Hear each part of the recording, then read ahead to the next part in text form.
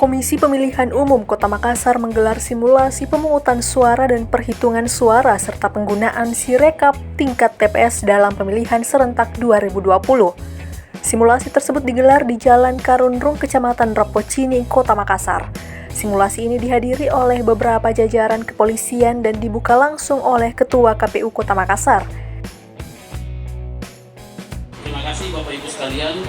Dengan mengucapkan Bismillahirrahmanirrahim, kegiatan simulasi pemungutan dan penghitungan suara serta penggunaan aplikasi Sirekap pada tingkat TPS dalam pemilihan serentak tahun 2020 di Kota Makassar kami nyatakan dibuka.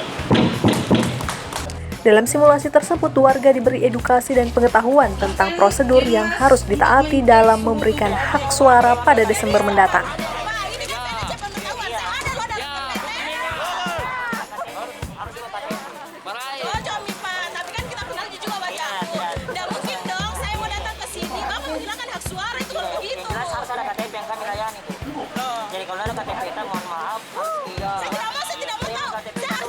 Banyak hal yang disimulasikan di lokasi tersebut, mulai dari warga yang dilarang masuk akibat tak memiliki KTP, ada pula warga yang mengamuk di dalam TPS, dan prosedur pemilih disabilitas. Tidak dihilangkan hak pilih, Pak. Cuma disuruh pulang dulu ambil KTP. Tidak ada, hilang. Ini juga saya pakai KTP. Keterangan polisi dulu harus ada, Pak.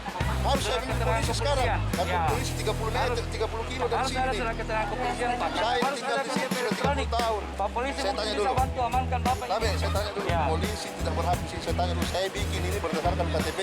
Iya, betul, Dan Pak. Anda menghilangkan hak pilih orang, Anda bisa Tidak dipidana. dihilangkan hak. Jangan, Pak. Ayo, Pak. Ayo, pulang. Ini yang tidak menggunakan masker dan tidak membawa KTPL untuk memasuki lokasi TPS.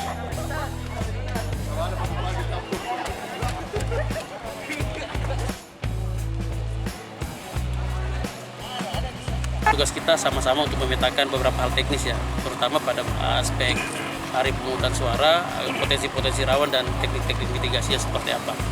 Dan alhamdulillah sampai dengan simulasi kita jalankan hari ini semuanya berjalan. Dari Kota Makassar, Suparman, Fajar.co.id melaporkan.